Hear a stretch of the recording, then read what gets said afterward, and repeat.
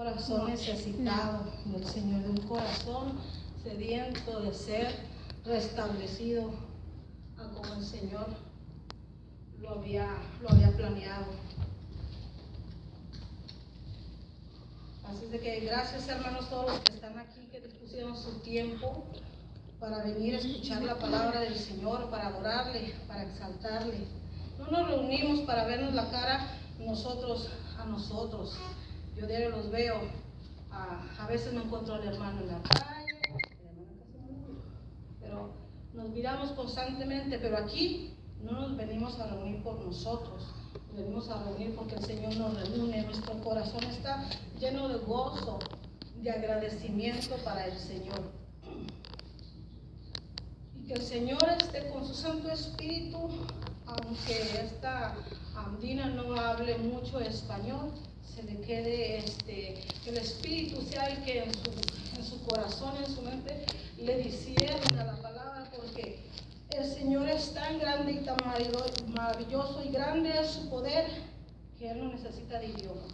El Santo Espíritu es el que va a hacer que ella entienda, que ella, su corazón se contraiga ante el Señor y diga: no entendí esto, pero el Espíritu Santo me dio esto.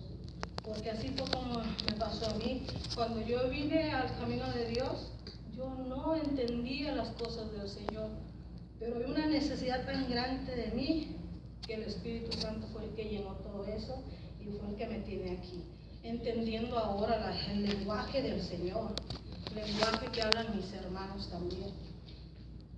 Así de que en esta tarde, hermanos, quiero hablar de un tema que es del sacerdote. Vamos a ir al Antiguo Testamento. Ya la otra vez yo había hablado del Antiguo Testamento, del sacerdote, del profeta y del rey. Voy a empezar con los sacerdotes. Los sacerdotes son los que el Señor llamó en el Antiguo Testamento para que fueran los que sirvieran en el altar. No cualquiera podía servir en el altar en el Antiguo Testamento, solamente a los que el Señor llamó, que son de la casa de Aarón, que descienden de la tribu de Leví. Ojalá que ya todos estén familiarizados con todo eso, que me imagino que sí, ¿verdad? Entonces, vamos a Éxodo 28:1. Y gloria a Dios porque el que traduce, que el Señor también lo llene a él con su sabiduría. Es Éxodo 28:1. Harás llegar delante de ti a Aarón tu hermano y a sus hijos consigo entre los hijos de Israel, para que sean mis sacerdotes, Aarón y a Nadab, Abiú, Eleazar e Itamar. Estos son los que el Señor de la casa de Aarón le dijo a Moisés que los escogiera para ungirlos como sacerdotes.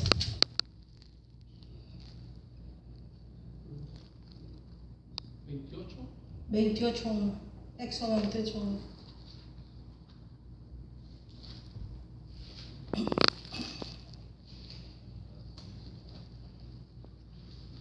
¿Sí lo encontraron? Sí, ok. En el Antiguo Testamento son los descendientes de Aarón los que vinieron a servir en la casa del Señor. Nadie más podía hacerlo, solamente ellos. Entonces, cuando el Señor le dijo a Aarón le dijo a Moisés que apartara a Aarón y a sus hijos para el servicio del altar, los ungió, les mandó a hacer vestiduras nuevas, vestiduras de honra y de hermosura. Entonces estos sacerdotes son los que sí se acuerdan que en el Antiguo Testamento, cuando el Señor sanó a los 10 leprosos, les dijo: vayan y muéstrense al sacerdote. Ese era el trabajo del sacerdote, no cualquiera lo podía hacer. El sacerdote era el que tenía que ver que fueran sanados. Él es el que decía si sanaron o no sanaron. Si alguien tenía un brote de tiña o que ya se fuera a hacer como lepra, no podían estar entre la gente, tenían que ser aislados. y nadie podía hacer ese trabajo, solamente lo podía hacer el sacerdote. El sacerdote les decía sí o no. Por eso el Señor nunca vino a estar sobre lo que ella había establecido desde el principio. El Señor bien les pudo haber dicho ya, pero les dijo por un motivo: vayan y preséntense al sacerdote, porque ese era el orden, y el Señor nunca brinca sus órdenes. El Señor siempre está en el orden. Dios no es un Dios de desorden, es un Dios de orden. Nadie en la tierra, nadie en el universo, de donde venga, nadie puede ser ordenado como el Señor. Entonces lo ungió Moisés a Aarón, y creo que le puso por aquí aceitito, así. Eso quería decir, hermanos, que lo jalara las orejas, ¿sí? A nosotros también el Señor nos ungió, por eso nos jala la oreja. Yo pienso que fue por eso, Eso es una broma, pero no está tan alejada de la realidad. Entonces, estamos viendo que el sacerdote era el que hacía los sacrificios. El sacerdote era el que se encargaba de que la gente,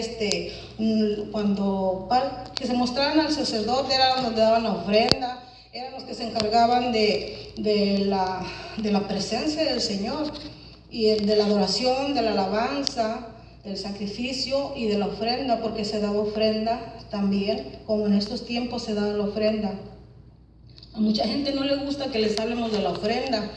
Se dice, sí, háblame de la adoración y de la alabanza, pero de la ofrenda casi no me hablen. Pues sí, la ofrenda, tenemos que hablar de la ofrenda, porque el Señor ofrendó a su Hijo Jesucristo. La más grande ofrenda que hizo el Señor hacia nosotros fue Jesucristo. Entonces nosotros debemos de ofrendar al Señor de lo dado, porque de nosotros nada es, ni la vida, ni el respirar, ni las fuerzas, ni la salud. Nada de eso es nuestro, todo depende del Señor. Entonces, de la mano del Señor, damos al Señor también la ofrenda.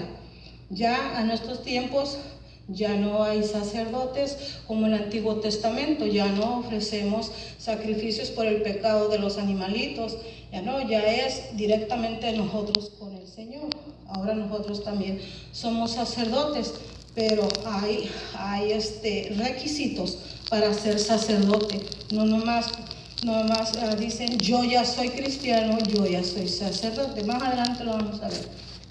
Entonces, las vestiduras eran para honra y hermosura, que el Señor había mandado hacer a Moisés para sus sacerdotes, a los que había ungido. Entonces, de los hijos de Aarón eran 4, de los cuales nada más 2 comenzaron el